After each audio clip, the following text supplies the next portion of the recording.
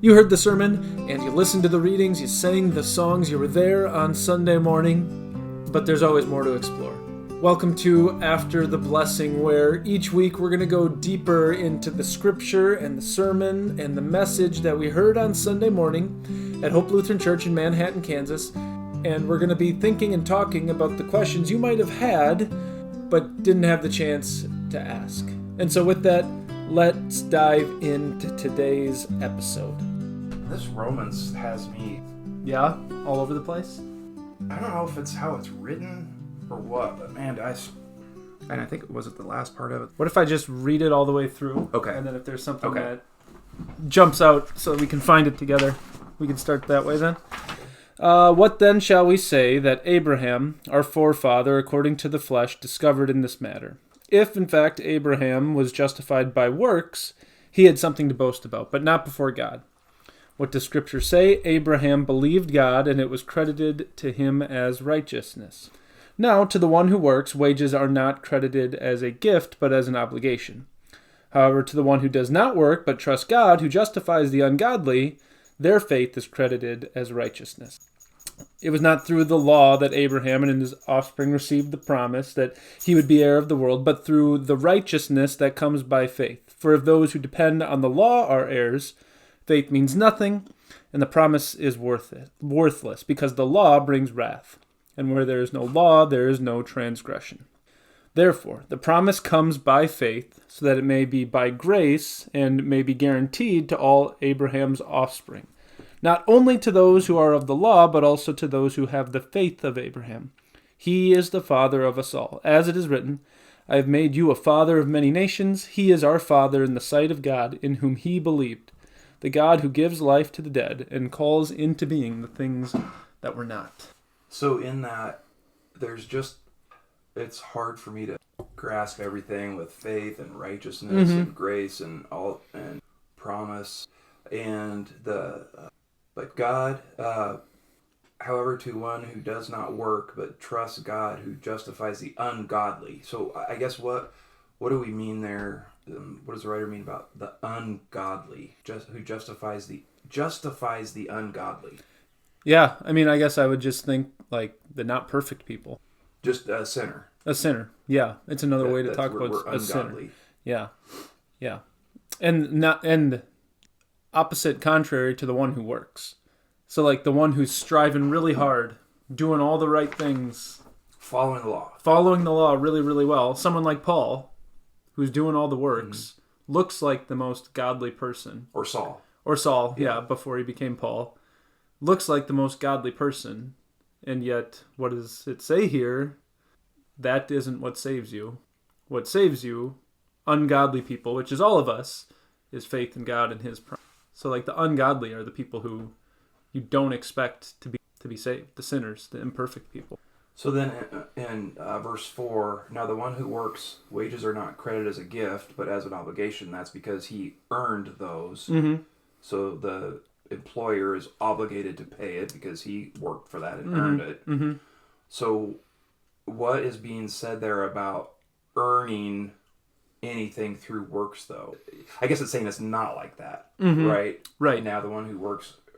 Right. The way of work says you get what you earn. Oh. And we can never works to earn salvation. And if I want to play that game, what's the wages of my works? Yeah, death. Right. Yeah.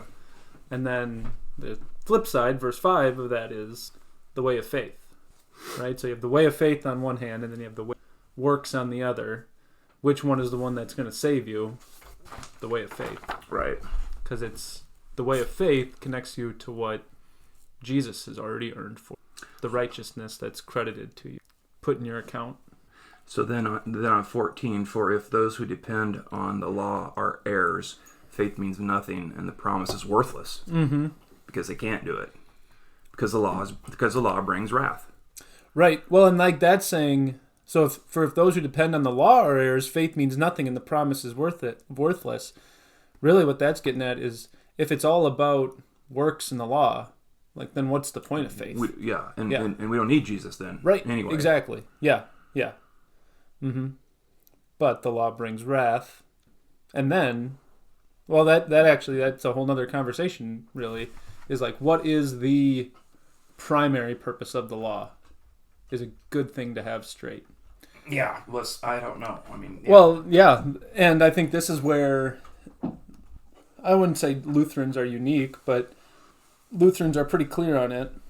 Like, the law always is going to bring transgression. The law is always going to bring condemnation. And so, like, the law always shows me how I fall short before it can show me, here's how you live as God's. And then you live in guilt. Right. And despair. Right. If you're just doing the law as the thing to save you, it can't save you, and then you're always just trying to do it, and you're always saying, I came up short, so it's always accusing you, it's always killing you. You know, the other places it says things like, Paul says in Romans, I can't remember which chapter it is, but like, the law was brought in so that sin may increase.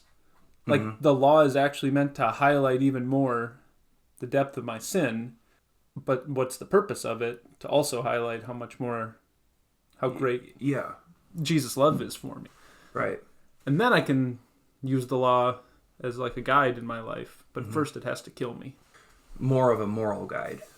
Yeah. Right. After I've been brought back to life, I would say. Yeah. Yeah. Mm-hmm. And then we want to live by the. I mean, we don't want to live by the. We want to follow the law because that's who we are. Mm-hmm. Right. After Christ. Mm-hmm. Yeah. Mm-hmm. Okay. Mm-hmm. And where there is no law, there is no transgression. I know when I was reading for our last week's recording, there's somewhere in Matthew, I think that, or maybe it was Mark, but I think it was Matthew that said, but of course there was sin before the law. Mm-hmm. But this is saying like where there is no law. So how was there sin before God gave Moses the law? Yeah. Yeah. That's a fun thing to think about. You don't know what you're falling short of if you don't know what the target is. Right. And that's something that Paul can be kind of confusing on, like when you read Romans, because he'll use the law in a whole lot of different ways. Sometimes he will talk about a law just as like, this is the governing principle. This is the way things are. You know, like a law of physics. Okay. Sometimes he'll use law in that way, like this is just the way things are. Then sometimes he'll use the word law to talk about like the specific law, the moral law, like the Ten Commandments. He'll use it to talk about that. And then other times he'll talk about the law in like just this general kind of way where it's more that natural knowledge of God kind of thing, where you know what's right and wrong, the law written on your heart. And so sometimes it's tricky when you're reading Paul to figure out, okay, which law is he talking about here? Yeah. And to your question, like before the written law was put down on the Ten Commandments, brought to the people of Israel, was there still sin before that? Absolutely there was. Because God's moral law has always stood. From the beginning of time, it's always been the same. Even if he didn't write it down, was there death in the world before the moral law, like the written law was given to God's people? Yeah, so that means there must have been the law before the Ten Commandments were given. It just wasn't formalized in the way that we see it with Moses. And so the law was there. It just wasn't this orderly, formally written out law that we get later on. So would it be fair to say that it was like just an innate understanding of it? Like I just know what's right and wrong? Yeah, I think that is primarily the way we see it given to God's people before it's written down. But there are clear commands that God gives his people before the written law. Yeah. You know, you go all the way back. We were in the Garden of Eden last week a little bit. In the Garden of Eden a little bit last week, and God gave Adam and Eve a law. Mm-hmm. Right. It wasn't written down until Moses put it on paper or on a tablet, but he gave him a law. He gave Abraham a law where it said, circumcise your children and do these things. He gives laws at different points. Be fruitful, increase in number.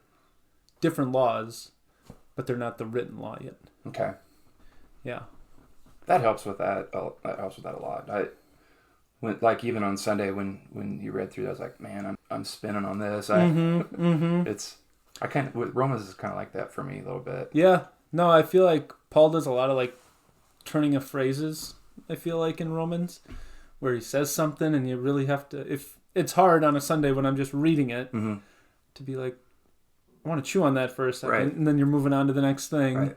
And so he does a lot of that, especially in Romans, I would say, and with certain words in Romans, especially where boom, boom, boom, boom, boom. You know, Yeah, faith, I like this reading, law, faith, law, faith, righteousness, all this stuff, all packed in there. It can be a lot. Yeah, and I don't know if we said it or if you'll say it, but this is Romans 4, 1 through 5, and then 13 through 17 that we're talking about today. Yeah. Good. I think that clears that up Yeah. a lot. It's awesome to think this stuff through. And that's why we're doing this, right? Mm-hmm. Want to chew on it some more Right. after the service. And Yeah, absolutely. Yeah. I was thinking on Genesis, Mm-hmm. we read Genesis, our sermon was Genesis 12, 1 through 8. Yeah. And, it's I knew this, but you really explained it well on how, like, it was a big deal for Abram to leave. Mm-hmm. And I hadn't really thought that through before. Yeah. I wonder if you want to say more about that back in, that time. Right. And I hadn't really thought about it that much until, I've preached on this a couple times in my ministry so far. And I had never really thought about that much until there was someone I was listening to a reading who highlighted that. But this is a crazy thing to do. To leave the place of your ancestors. And I should have checked, but I'm pretty sure Abram's older brother had died by this time too. Yeah. And so that would also mean, like, he's next in line for the family That's Lot's inheritance. dad. Yeah. Right? I'm quite confident that he had died. Yeah. So now Abram is the oldest. So it's not even like he's the backup son. Okay. He's the next in line to take over for dad after dad dies. Okay. And now he's leaving. Oh, wow. And so, like, maybe that's even more. So, we don't get Yeah. we don't get any of the conversation between Abram and his father or anything. Right. He just packs up and goes, as far as we know. But it's even more striking if you think he's next up. Yeah. But he's still going to go. I didn't even realize that. And listen, I'm I think pretty you're confident right, to that. In the verses before, I think it's in chapter 11, talks about Haran. I don't know if I'm pronouncing that right, but his brother Haran, who's the father of Lot. He had died at like age 35 or something like that. Mm-hmm. Yeah. Terah became the father of Abraham, Nahor, and Haran was the father of Lot. While his father Terah was still alive, Haran died in Ur of the Chaldeans. Mm-hmm. So maybe he wasn't the oldest, but I was wondering if they listed it as Abram, Nahor, and Haran. Terah became the father of Abram, Nahor, and Haran. I don't know if that's the birth order or not. But regardless, he's the oldest. Right, yeah. And he would be the one to take the reins when Dad died. Mm-hmm. Yeah, right. Yeah, and so just that's a crazy thing to do, I think, is like the big point. And you've got things made. Like, he's got his own possessions that he can rest pretty secure in. But then when Dad passes away, he's also going to be in charge of all that stuff. So you'd be doing pretty well for yourself. That's what. So they're really. I mean, this just jumps right into it. Like, and then he's off on his journey. Is it our understanding? So was he pretty well off then too? I mean, do we assume that because he had flocks and everything, so he was Abram and his family? I would think so. I don't know how else Abram by himself is doing pretty well for himself. Yeah. It seems to reason to me that he inherited some of that, or been put in a pretty good position. And I guess the point I'm trying to make is that they're pretty well off. They kind of have maybe a financial dynasty going there, and things are going well in earthly terms for the family. Yeah, right. And he ups and leaves. Yeah. I'm trying to think of like a modern comparison. Imagine if you had a really small family business, and then all of a sudden, oldest son, who you're primed to make the next CEO, now I'm going to Europe. Yeah. Instead. Without a plan, without a job. Just I'm going to take the flocks and our possessions and our people. I don't know if this would be slaves. I don't know, or if they were employed. Probably a mix. Workers, I would think, but yeah. I wonder. I guess it'd probably be speculation, but do we have any idea how many people were talking that would have headed out? Yeah, I I've never heard a number, but I do know by the time... There's a story later in Genesis. I can't remember what chapter it is off the top of my head. But it's after Abram and Lot separate. They go their separate ways because they're starting to get to be too big, each on their own. By that point... So after that, they separate. Lot gets kidnapped during a war that's happening, and Abram grabs 300 of his own men right, who are fighting, capable of fighting. So that's just 300 fighting capable men that he takes with him. Yeah. And then you guess that they probably all had a wife and a couple kids, at least. I don't know. And he probably accumulated some people through his journey and after he set up camp. But things keep growing, but so 1,000 people, big caravan, something like that, that they're all moving around and doing their thing and traveling all over the place. And it's like the X story again in this kind of wandering around. Pre-Exodus is they're getting ready. I did find it interesting. I think it was also in 11 that Abram's father, am I saying that right? Terah? Terah. It's like he was heading to Haran too, but never got there. Or he was heading... wasn't he heading to Canaan? Yeah, he was going with them for a little bit, but it seems like. Right? It's like, well, I think that's where he was headed. And then I think once they settled in Haran, then God gave the command to Abram to break off and go. But I think that his father was intending to go there as well from the chapter or two before that. Okay. Yeah. I didn't really read this ahead of time. What's it say? It says, Terah took his son Abram, his grandson Lot, son of Haran, and his daughter-in-law Sarah, the wife of his son Abram, and together they set out from Ur of the Chaldeans to go to Canaan. But when they came to Haran, they settled there. Terah lived 205 years.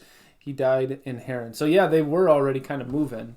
It seems like they were on their way to Canaan, but then they must have been like, oh, it's pretty good here. Yeah. Let's settle down here. But I wonder if it goes back to Ham was the head of the Canaanites, right? The head of the family tree that ended up being the Canaanites, I believe. And then he saw his father naked when he was drunk, passed out, and he went and told his brothers, and then condemned the Canaanites. Right, then. he gets cursed. So I wonder, so that's still Shem's line where Abram's father was. I wonder if he was trying to fulfill some of that because it was still the line, but then Abram got the call to do it. That's what went through my head when I was reading that about. Yeah, like did Terah as a descendant of Shem think like it's time for me to get moving on this promise that great grandpa Noah gave us. Yeah. Like let's get moving to Canaan or something like that. And then they stop. And why do they stop? We're not really sure. But then God says, all right, now it's time for you to step into the land of Canaan, where the descendants of Ham are right now. Right. Yeah. Huh. I've never really thought about that. It's kind of interesting. That is interesting.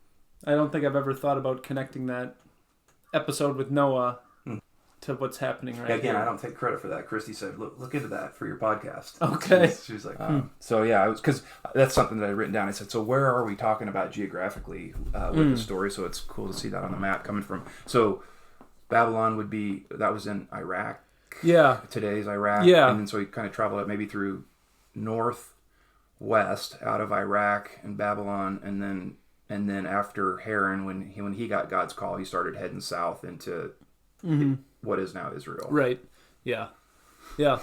Well, yeah, and back to that, I also wrote down in verse 26 of chapter 11 is that Canaan would be the slaves of. But does Abram ever fulfill that?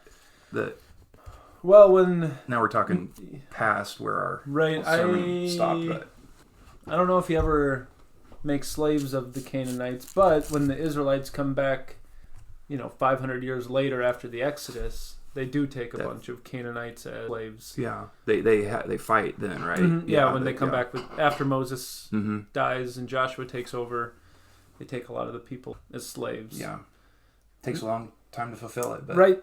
Yeah, right. But it happens. It all comes around. It all does. Yeah. It's cool. It is. And so after the flood, I don't know, chapter 11 also talks about, chapter 10, but it talks about the line of Abram. And as I was kind of counting through that, I think I counted like 9 or 10 generations after the flood, maybe, is when he's heading out. So, 20 or 200, 250 years after the flood, that's not all that long after this. One of the biggest things to ever happen in humanity to be, and they're all spread out already. Yeah. But does that make sense? Does it seem that it would have been that soon? Like, or am I thinking wrong? No, I can't remember who it was, but someone pointed out to me once, like if you do the math on how long Shem lives, and then you look at roughly when we put Abram, I think I'm remembering this correctly, Abram could have talked to Shem and like had the opportunity to ask about, because they live so long. Because Shem, after the flood, people start to die off more quickly. If you go through that list of generations, people start dying more quickly. But Shem still lived to be 500. Yeah, Shem lived 500 years. He was 100 years old at 2 years after the flood. When Shem was 100 years old, he became the father of Arphaxad. Arphaxad. Yeah, and so if you do the math on all of that... Then after that, he lived 500 years. So he might have been 600 something after when he died. Right, and so you do the math on all of that, and Abram very well could have been talking to great-great-great-great-great-great-grandpa Shem. I think 9 times. Yeah, 9. About the stuff that he had seen and everything that had happened with the flood, which... When people talk about the preservation of like these accounts and these stories, it's kind of a tangential thing. But, okay, if great-grandpa Shem can tell you about what he experienced... That's a first-hand account. It's a first-hand account. And now, yes, Abram to Moses, who's going to write this all down, is 400 years or whatever. But that's a lot smaller time frame, I think, than we maybe even kind of think about or realize. Or it's way, just practically speaking... easier for this account to be passed down through the generation. Aside from the fact that Moses is inspired and giving God's word and everything, but on like the practical side of things, it's not as big a gap as maybe we think it is. Yeah, like in a courtroom, that could be a witness to the events. That. Yeah, there's also some speculation that you run into Melchizedek later on in the book of Genesis. I've heard some people speculate that Shem and Melchizedek are the same person. That's super speculation, but there's some scholars historically who have said Shem and Melchizedek are the same people. I wonder how they draw that speculation, and why would God make his word that way? Why wouldn't he use the same, Yeah, I don't know. I don't know. And I think it's because all of a sudden you just run into this random guy who is a priest of the one true God, and he just pops up and he's gone. And so, like, where did he come from? The New Testament shows us that Melchizedek is meant to be like a foreshadowing of Christ. He has no ancestry, kind of, and he pops up. He does what he needs to do, and then he leaves. I don't know why someone went to why historically the church at different times has said Shem and Melchizedek. Maybe they're the same person. Yeah. I guess it's just trying to explain why this random person shows up who seems to know who the one true God is when everybody else, other than Abram, doesn't seem like a lot of other people know about him. So why is Melchizedek singled out among all these people? Right. But we do know that there were other believers. Like, we put the story of Job pretty closely to this as well. Oh, okay. We put Job typically right around the time of Abram as well. So, like, Abram seems to be pretty unique, but does seem like there were other people who still had a knowledge of the truth. It's not like this had totally gone on tangent. Gone away. Yeah, isn't that right? That close to the flood, that there were already people that were moving away at the Tower of Babel, moving away from the one true God that quickly. I mean, that sin and Satan doing his work on our earth. Yeah. There's a podcast I listen to pretty typically it's called the Wells Preacher Podcast. And one of the people who was talking on there was talking about at the Tower of Babel, you have mankind essentially saying, we will make our name great. Yeah. But then what do you get? And that's Genesis, what, chapter, is it 10, I think, is the Tower of Babel? I think so. Genesis chapter 10, let's say. And then Genesis chapter 12, instead of it being a man saying, I'm going to make my name great, God says to a man, I'm going to make your name, and all the people of the earth are going to be blessed through you. And so, like, the point being, when we try to make our name great, leads to disaster. When God makes a promise, I'm going to make your name great, He's going to do it, but He's going to do it His way and the right way, and the way that's actually good for us. So, why Abram? God saw that he was living a faithful life, or was maybe not, no, shouldn't say that, not living a faithful life, but that he was a believer, or like why Abram here that he gave this promise to? Just, it's a great question. I mean, like, I think, well, why Mary? But the Bible kind of talks about why Mary. You know. Yeah, why Abram? Because there's like not very much setup to this. It's just God gave him this. All of a sudden he's there. Yeah. Yeah. And maybe that's exactly the point, is that there was nothing super unique or special about Abram. In fact, he and his wife are barren.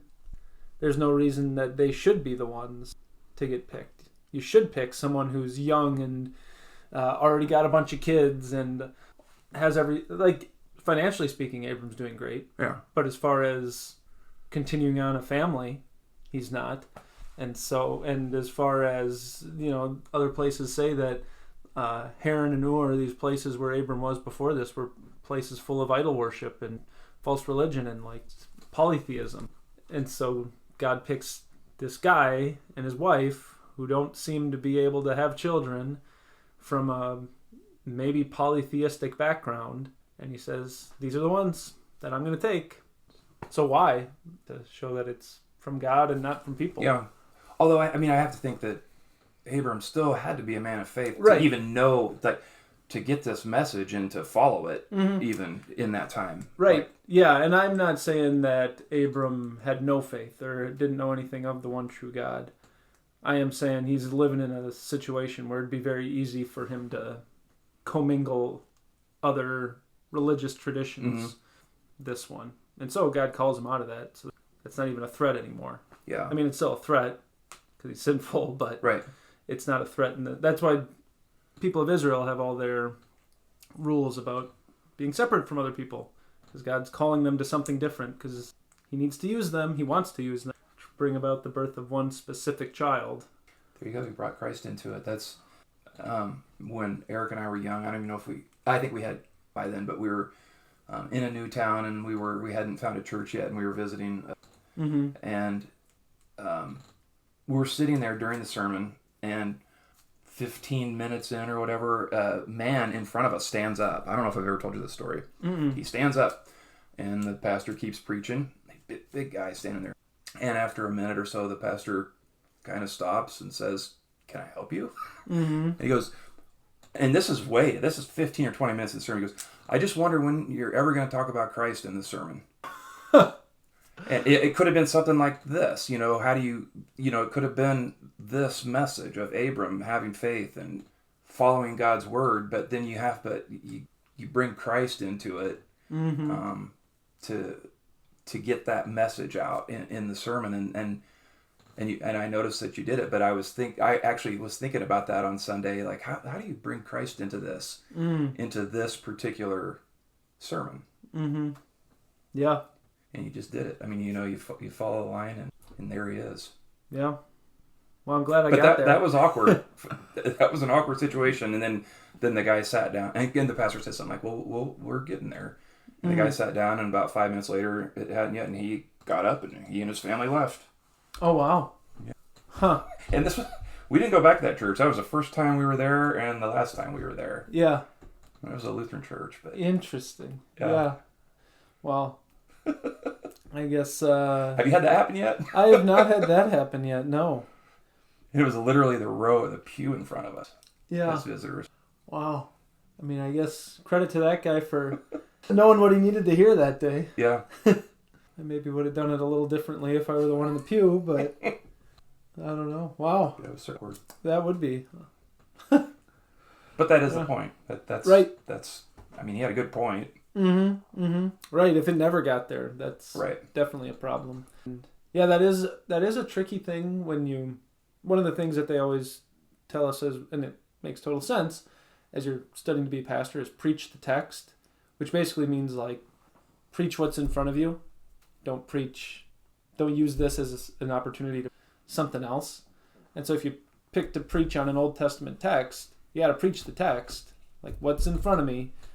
And at the same time, you have to be thinking, and how does this drive me to Christ? Right. So how do I not just use this as a springboard to start preaching on the gospel lesson? If I'm going to preach on the Old Testament lesson, I'm going to preach on the Old Testament lesson. But that doesn't mean I'm off the hook for preaching Christ, because somehow it has to get there.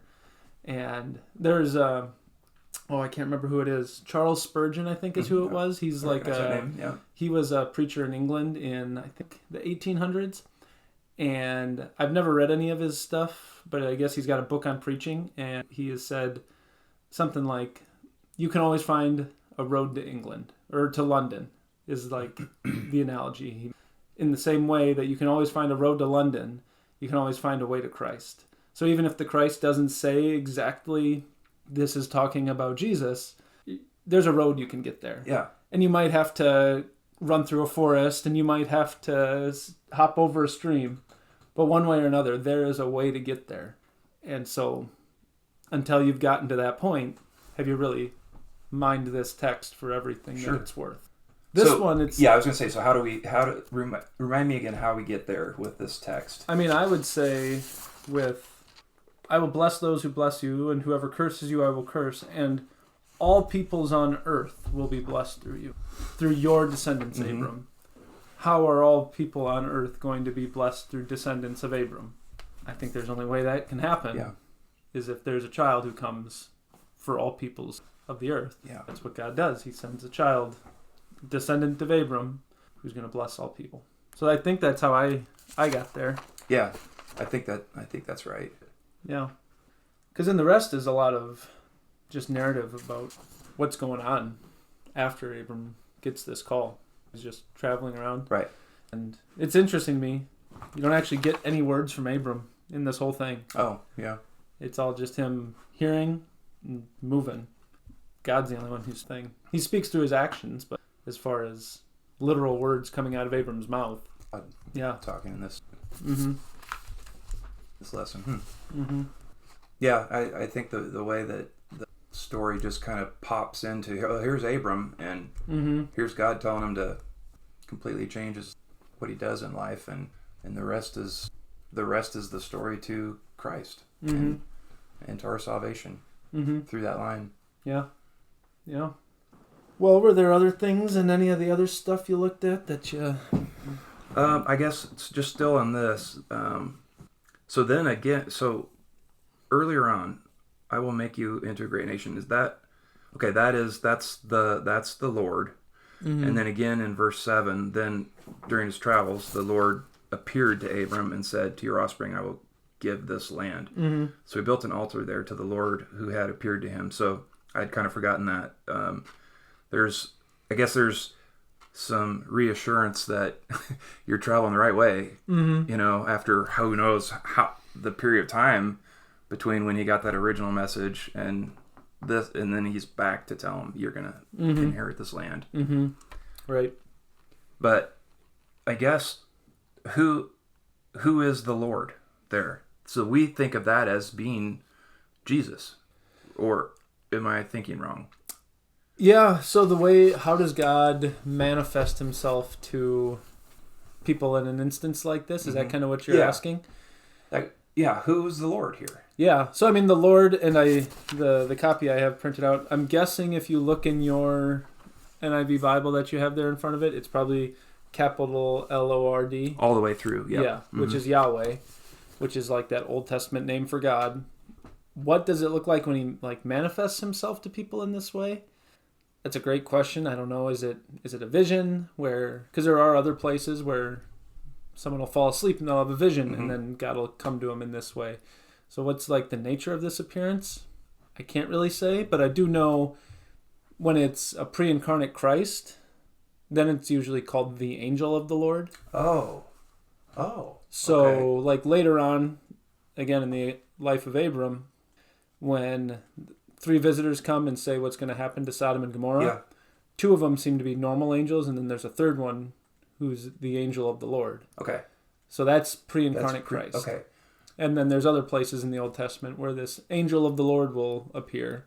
And the reason we're confident in saying that this is God, this is the Lord, this is Jesus, or pre-incarnate Christ, I should say, is because like people will bow down and worship, and there's nothing that indicates like this isn't allowed. If it was just an angel, Yeah. angels will always say, no, don't worship me, like I'm not God.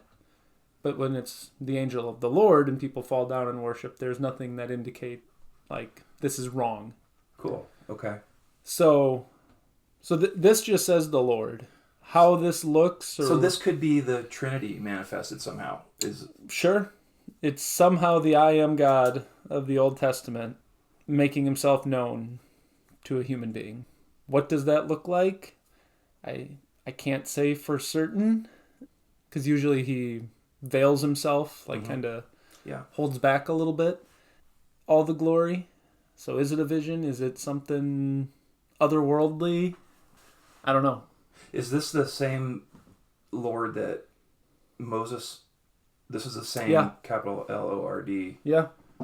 Right. Not the angel of the Lord, but this is Lord. Right. Okay, so this is Burning Bush Lord. Yeah. This is Lord on Mount Sinai Lord. Delivering the commandments. Yeah. And so what does that look like? I mean, when he's leading the people of Israel out of Egypt, it looks like a pillar of fire at night and a pillar of cloud in the day. And like on the mountain, it looks like clouds and glory. The Kavod Adonai is what that's called, the glory of the Lord. Is that what Abram's seeing here? Is it something more like the burning bush? I don't know. Those are the different ways that you see the Lord manifest himself, though, in ways that people aren't just totally melted and consumed in the Old Testament.